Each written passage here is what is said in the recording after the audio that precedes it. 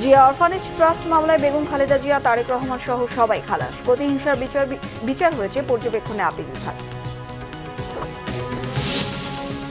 প্রধান উপদেষ্টার কাছে সংবিধান ও নির্বাচন সহ 4 সংস্কার কমিশনের প্রতিবেদন জমা। রাজনৈতিক দলগুলোর মতৈক্যে গুরুত্বারোপ ডক্টর ইউনূসের। ছাত্র জনতার আন্দোলনের সহিংসতার অভিযোগে সাবেক রাষ্ট্রপতি আব্দুল হামিদের বিরুদ্ধে হত্যা মামলা, আসামি শেখ হাসিনা সহ 124 জন।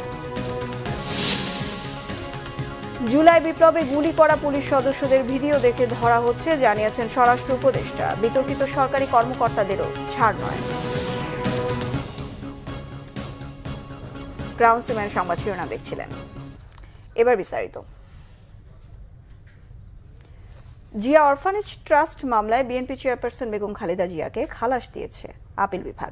সেই সাথে তারেক রহমান সহ দণ্ড পাওয়া সবাইকেই খালাস দেওয়া হয়েছে। নিম্ন আদালত ও হাইকোর্টের দেয়া রায় বাতিল করে আপিল বিভাগ বলেছে, প্রতিহিংসার বশবর্তী হয়ে মামলা করা হয়েছিল। আরও জানাচ্ছেন আহমেদ সরোয়ার। জিয়া অরফানেজ ট্রাস্ট মামলায় বিএনপি চেয়ারপারসন বেগম খালেদা জিয়া নিম্ন আদালতের দেয়া 5 বছরের সাজার বিরুদ্ধে খালাস চেয়ে হাইকোর্টে আপিল করেন। সেই সাথে আপিল করেন কাজী সলিমুল হক কামাল ও শরফুদ্দিন আহমেদও। 2018 সালের 30 অক্টোবর বিচারপতি ইনায়েতুর রহিমের নেতৃত্বে হাইকোর্ট বেঞ্চ বেগম খালেদা জিয়ার 5 বছরের সাজা বাড়িয়ে 10 বছর করার আদেশ দেয়। হাইকোর্টের সেই রায়ের বিরুদ্ধে লিভ টু আপিল করেন বেগম খালেদা জিয়া ও বাকি 2 আসামি।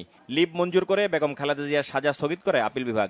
এরপর আপিল শুনানি শেষে প্রধান বিচারপতি সৈয়দ রেফাত আহমেদের নেতৃত্বে 5 সদস্যের আপিল বিভাগ বুধবার সব আসামিকে খালাস দিয়ে রায় ঘোষণা করে।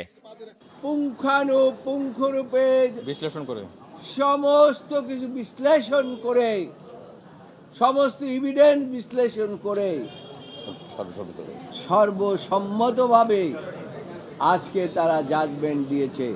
জাজমেন্টে প্রথমেই বলেছে যে অ্যাপিল ইজ অ্যালাউড, সাথে সাথে আরো বলেছেন যে নিম্ন আদালতের যে রায় দেওয়া হয়েছে, হাইকোর্ট যে রায় দেওয়া হয়েছে সেগুলোকে বাতিল করে দেওয়া হলো। এবং আরো বলেছেন যে এই মামলায় যারা আপিল করতে পারেন নাই, জনাব তারেক রহমান সহ সকলকেই তিনি খালাস দিয়েছেন এই আদালতে। বেগম খালেদা জিয়ার আইনজীবীরা জানান, এতদিন তারা যে বলে এসেছেন এটি রাজনৈতিক উদ্দেশ্যে বেগম খালেদা জিয়ার বিরুদ্ধে মামলা হয়েছে, এই রায় তারই প্রমাণ। ব্যক্তিগত জিঘাংসা এবং প্রতিহিংসা এবং রাজনৈতিকভাবে বেগম খালেদা জিয়া এবং তার পরিবারকে খাটো করার জন্য, নিশ্চিহ্ন করার জন্য রাজনৈতিক চিন্তা চেতনায় এই মামলাটা দায়ের করা হয়েছিল। তিনি যখন সংসদে দাঁড়িয়ে নির্জলা মিথ্যা কথা বলতেন, তার বাসায় বেগম খালেদা জিয়া এতিমের টাকা মাইরে খেয়েছেন। আজকে আদালতের মাধ্যমে প্রমাণিত হলো দেশনেত্রী বেগম খালেদা জিয়া ইনোসেন্ট। আদালত তার পর্যবেক্ষণে বলেছেন এই মামলা এত বেশি বিদ্বেষপূর্ণ যে সে কারণে শুধুমাত্র আপিলকারী ব্যক্তিরাই নয়, সুতরাং যারা আপিল করেননি তাদের ক্ষেত্রেও সমানভাবে প্রযোজ্য হবে। আদালত অত্যন্ত গুরুত্বপূর্ণ পর্যবেক্ষণ বলেছেন যে দেখেন, এই সিদ্ধান্ত অর্থাৎ আপিল বিভাগের আজকের রায়ের পরিপ্রেক্ষিতে এই যারা আসামি এবং আপিলকারী তাদের সমাজে যে সম্মান হানি ঘটেছিল তার একটা চির সমাপ্তি ঘটবে। এটার মাধ্যমে আদালত প্রত্যাশা করেছে, আমার যেটা বলেছেন সেটা হচ্ছে যে এই ধরনের ম্যালিশিয়াস প্রসিকিউশন আমরা মনে করি কখনো কোনো ব্যক্তিকে রাজনৈতিক বিধ্বংসের কারণে করবেন না, এবং এই রায় একটি ঐতিহাসিক রায়। দুদকের আইনজীবী জানান, মামলার অভিযোগপত্রে যা পেয়েছেন তার উপর ভিত্তি করেই তিনি আদালতে কথা বলেছেন। সে যদি এইটা মসজিদ বা মন্দির গঠন করত, সেখানেও বলা হতো যে উনি কনভার্ট করেছে, সেটাও কিন্তু করে নাই। ওনাকে টাকাটা দেওয়া হয়েছিল ট্রাস্ট গঠনের জন্য, এতিমদের ট্রাস্ট গঠনের জন্য। উনি আলটিমেটলি এই টাকাটা এতিমদের ট্রাস্টেই দিয়ে দিল। এরপরের পার্টটা আসছে যে 1993 থেকে 2007 পর্যন্ত এই সময় টাকাটা ওই ট্রাস্টিরা করলো কি, এখানে কিন্তু বেগম জিয়ার পার্ট কিন্তু ওখানে ক্লোজ। জিয়া অরফানেজ ট্রাস্ট মামলায় দুর্নীতির অভিযোগে বেগম খালেদা জিয়াকে 5 বছরের কারাদণ্ড দেয় ঢাকার বিশেষ জজ আদালত। সেই সাথে তারেক রহমান সহ 5 আসামিকে 10 বছর করে সাজা দেয়া হয়। বেগম খালেদা জিয়ার কথিত আত্মসাৎ নিয়ে যে তৎপরতা, তা সামগ্রিক বিচার বিশ্লেষণ করলে যে কেউ মনে করতে পারে সে সময় দুর্নীতির বিরুদ্ধে কতটা তৎপর ছিল দুদক এবং বিচার বিভাগ। অথচ যে সময়ে বিচার করে বেগম খালেদা জিয়াকে সাজা দেওয়া হয়েছে সেই সময়ের দুর্নীতির বেনিফিশিয়ারি হিসেবে শেখ রেহানার কন্যা টিউলিপ সিদ্দিককে গতকাল ব্রিটিশ মন্ত্রিত্ব থেকে পদত্যাগ করতে হয়েছে। কিন্তু সেই সময়ের দুর্নীতি নিয়ে তখন দুদকের না ছিল কোনো পদক্ষেপ, না আদালতের ছিল কোনো টু শব্দ। আহমেদ সরওয়ার, বাংলা ভিশন, ঢাকা। অন্তর্বর্তী সরকারের প্রধান উপদেষ্টা ডক্টর মোহাম্মদ ইউনূসের কাছে সংস্কার প্রস্তাব জমা দিয়েছে 4 কমিশন। প্রধান উপদেষ্টা জানিয়েছেন, এখন আলোচনার মাধ্যমে সিদ্ধান্ত নেওয়া হবে। রাজনৈতিক দলগুলোর মতৈক্যের উপর গুরুত্ব আরোপ করেন তিনি। বলেন, ধ্বংসপ্রাপ্ত জাতির পুনরুত্থান হয়েছে। সংস্কার কমিশনের প্রতিবেদন ইতিহাসের অংশ। রিপোর্ট করছেন সিকান্দার এমান। 11টি কমিশনের মধ্যে যে 4টি কমিশন তাদের প্রতিবেদন দিল সেগুলো হচ্ছে সংবিধানের সংস্কার কমিশন, নির্বাচন ব্যবস্থা সংস্কার কমিশন, দুর্নীতি দমন কমিশন ও পুলিশ সংস্কার কমিশন। প্রধান উপদেষ্টার কার্যালয়ে সংস্কার কমিশনগুলোর পক্ষ থেকে প্রতিবেদন দেয়া হয়। এটার মাধ্যমে আমরা আলোচনা শুরু করব সবার সঙ্গে, যে সবার মন এর মধ্যে সায় দিচ্ছে কিনা, অঙ্গীকারগুলো পূরণ হচ্ছে কিনা। এটা হলো আলোচনার রসদকে আপনারা তৈরি করে দিয়েছেন। সেই আলোচনার পরবর্তী অধ্যায়টা কি হবে সেটাও আমরা জেনে রাখি। এটা মতৈক্য প্রচেষ্টা হবে, সবাই একমত হবেন, কিন্তু কিছু অংশে একদম একমত হবে। তাই হয়তো আমরা কি স্বপ্ন দেখলাম, নিজেরা একা একা স্বপ্ন দেখলাম, মানুষ এই স্বপ্নের অংশ নেই, সেটা তো হতে পারে না। আমরা কতটুকু সেই স্বপ্ন এখানে নিয়ে এসেছি সেটার জন্যই আলোচনা, এটা কোনো বাইরের থেকে চাপানো জিনিস না। রাষ্ট্র সংস্কারের সুনির্দিষ্ট সুপারিশগুলো এখন বড় পরিসরে আলোচনার পর পরবর্তী করণীয় নির্ধারিত হবে। যেটা তখন এটা আমাদের বাংলাদেশ জাতি একটা সনদ, যে সনদ আমরা বুকে নিয়ে অগ্রসর হব। যত তাড়াতাড়ি পারি, যত বেশি পরিমাণে এটা বাস্তবায়ন করতে পারি, বাস্তবায়ন করতে থাকবে। ভবিষ্যতে যে নির্বাচন হবে এটার ভিত্তিতে, এই চার্টারের ভিত্তিতে, সেটাও যেন একটা ঐক্যমতের সরকার হয়, যে চার্টারকে আমরা ধরে রেখেছি, তার যত কিছুই হোক এটা যেন আমাদের হাত থেকে ছেড়ে দেবে। তাহলে এই স্বপ্নের যে কন্টিনিউটি সেটা থাকবে কি করে? আমরা সেই স্বপ্নের কন্টিনিউটি চাই, বাস্তবায়ন চাই। নির্বাচন তারই একটা অংশ হবে, চার্টারের একটা অংশ হবে, ঐক্যমতের নির্বাচন হবে। নোবেলজয়ী অর্থনীতিবিদ ডক্টর মোহাম্মদ ইউনূস দায়িত্ব নিয়ে বেশ কিছু খাতে সংস্কারের লক্ষ্যে সংস্কার কমিশন গঠন করে। সিকান্দার রেমান, বাংলা ভিশন, ঢাকা। দর্শক, এই মুহূর্তে জাতীয় সংসদ ভবন এলাকায় আছেন আমাদের বিশেষ প্রতিনিধি এস এম ফয়েজ। সরাসরি যুক্ত হচ্ছি তার সঙ্গে। ফয়েজ, 4 কমিশনগুলো যে প্রধান উপদেষ্টার কাছে প্রতিবেদন জমা দিয়েছে, তো সেই প্রতিবেদন সম্পর্কে কি তথ্য জানা গেছে, আর আনুষ্ঠানিকভাবে কমিশনগুলো কোনো ব্রিফ করেছে কিনা সে ব্যাপারেও জানাবেন। এরই মধ্যেই বাংলা ভিশনের দর্শকদেরকে আমরা যেমনটা জানিয়েছিলাম, প্রধান উপদেষ্টা ডক্টর মোহাম্মদ ইউনূসের কাছে যে সংস্কার কমিশন করা হয়েছিল, সেই সংস্কার কমিশনের 4টি প্রতিনিধি দল তাদের যেই সংস্কারের যে প্রস্তাবনা তারা আজকে জমা দিয়েছেন নির্ধারিত সময়ে। তবে নির্বাচন ব্যবস্থা সংস্কার কমিশন তাদের প্রস্তাবনা জমা দিয়েছেন প্রধান উপদেষ্টার কাছে। কিন্তু সেই নির্বাচন প্রস্তাবনায় যেই বিষয়গুলো রয়েছে সেগুলো আমরা যতটুকু জানতে পেরেছি, এর মধ্যে হয়েছে যেই গত 50 বা 53 বছরে বাংলাদেশের স্বাধীনতার পর থেকে যে নির্বাচন, জাতীয় সংসদ নির্বাচন, যে নির্বাচন নিয়েই রাজনৈতিক দলগুলোর মধ্যে টানাপোড়েন হয়, সেই টানাপোড়েনগুলো যেন আর না হয় সেই জন্য তারা কিছু সংস্কার কমিশন প্রস্তাবনা দিয়েছেন। যে প্রস্তাবনাগুলো রয়েছে, নির্বাচনটি একটি অবাধ, সুষ্ঠু, গ্রহণযোগ্য, বিশ্বাসযোগ্য করার জন্য যে ধরনের প্রস্তাবনা বা যে ধরনের নীতিমালা দেওয়ার দরকার তারা সেই ধরনের প্রস্তাবনা দিয়েছেন এবং সেটি তারা একেবারে স্পষ্ট করে দিয়েছেন। বিশেষ করে রাজনীতিতে পেশি শক্তি যেন কোনোভাবে ব্যবহার না করা যায়, সংসদ সদস্যরা যাদের যেন প্রভাব বিস্তার না করতে পারেন, প্রশাসনে যারা দায়িত্ব পালন করবেন তারা যেন তাদের দায়িত্ব নিরপেক্ষভাবে দায়িত্ব পালন করতে পারেন, কোনো ধরনের যেন তারা দায়িত্ব অবহেলা না করেন, সেটির শাস্তির বিষয়টি তুলে ধরা হয়েছে। এবং নির্বাচনে কেউ যেন কোনো ধরনের পেশি শক্তির পাশাপাশি কোনো রাজনৈতিক বলে যেন না খাটাতে পারে সেই বিষয়টি স্পষ্ট করে তারা তুলে ধরেছেন।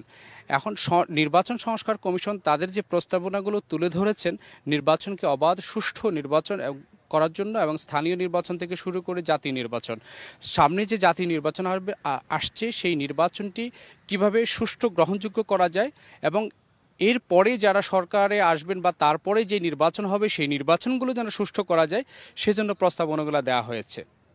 সরকার এই প্রস্তাবনাগুলো কিভাবে বিবেচনা করেন, কিভাবে কার্যকর করেন সেটি দেখার বিষয় রয়েছে। শুধু সরকার নয়, যে রাজনৈতিক দলগুলো আছে সেই রাজনৈতিক দলগুলো এই নির্বাচন ব্যবস্থা কমিশনের সংস্কার কমিশন যে প্রস্তাবনাগুলো দিয়েছে, যে নীতিমালাগুলো ঠিক করে দিয়েছে বা তারা যে সংস্কারের জন্য যে কথাগুলো বলছেন বলা হয়েছে সেগুলো কতটুকু বাস্তবায়ন হয় সেটা নিয়ে এখন প্রশ্ন রয়েছে।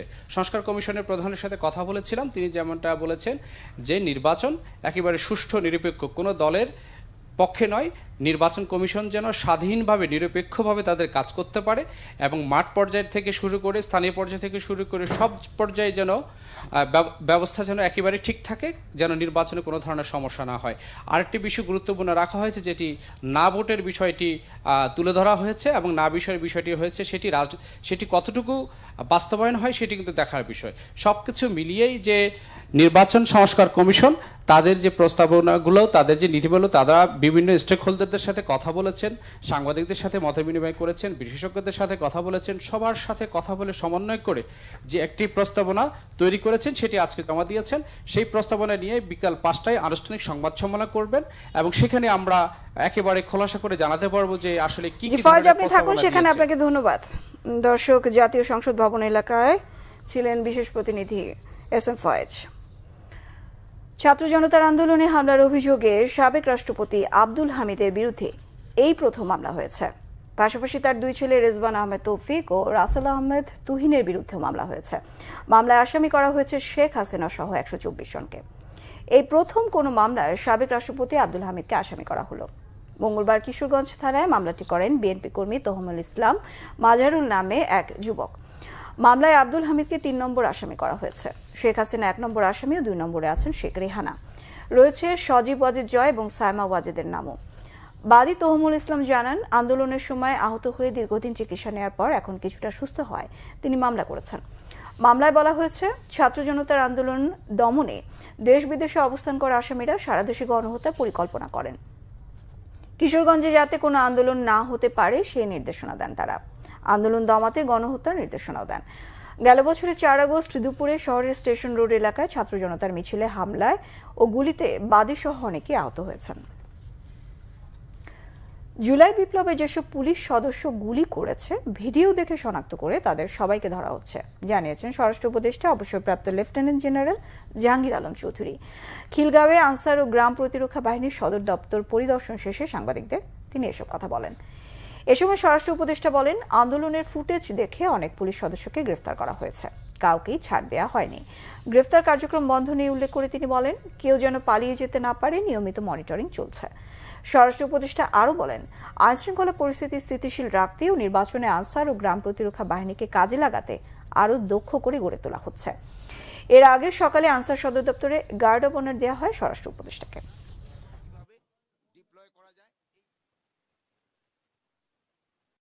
তাগো ক্ষেত্রে ইনকোয়ারি হওয়ার পরে যদি যেটা হচ্ছে তাগো কাউকেই কিন্তু ছাড় দেওয়া হবে না, পুলিশেরও কিন্তু ধরা হচ্ছে। আপনারা সেদিন দেখলেন যে ধরার ভিতরে একটা আবার পালায়ও গেল, একই ধরা হয়েছে, আবার ধরার থেকে কিন্তু পালায়ও গেছে। যে ধরা হচ্ছে না এটা আপনারা বলেন না, ধরা হচ্ছে, বাট ইনভেস্টিগেশনের পরে ধরা হচ্ছে। ডেস্টিনি ট্রি প্ল্যান্টেশনে অর্থ আত্মসাতের মামলায় ডেস্টিনির চেয়ারম্যান ও এমডি সহ সব আসামিকে 12 বছরের সশ্রম কারাদণ্ড দিয়েছে আদালত। তবে ডেস্টিনির চেয়ারম্যান মোহাম্মদ হোসেন ও এমডি রফিকুল আমিন এই সাজার অধিক সময় কারাগারে আছেন। এজন্য সাজা সমন্বয় করে তাদের কারামুক্ত করার নির্দেশ দিয়েছেন বিশেষ জজ আদালত 4-এর বিচারক মোহাম্মদ রবিউল ইসলাম। দীর্ঘ 12 বছর 3 মাস কারাগারে আছেন ডেস্টিনির এমডি রফিকুল আমিন ও চেয়ারম্যান মোহাম্মদ হোসেন। তাদের কারাগারে থাকার সময় দণ্ডাদেশের সাথে সমন্বয় করা হবে, এতে তাদের মুক্তিতে আর কোনো বাধা থাকবে না। এমএলএম ব্যবসায় নানা অনিয়মের অভিযোগে গত 1 যুগ ধরে কারাগারে আছেন ডেস্টিনির চেয়ারম্যান মোহাম্মদ হোসেন ও এমডি রফিকুল আমিন।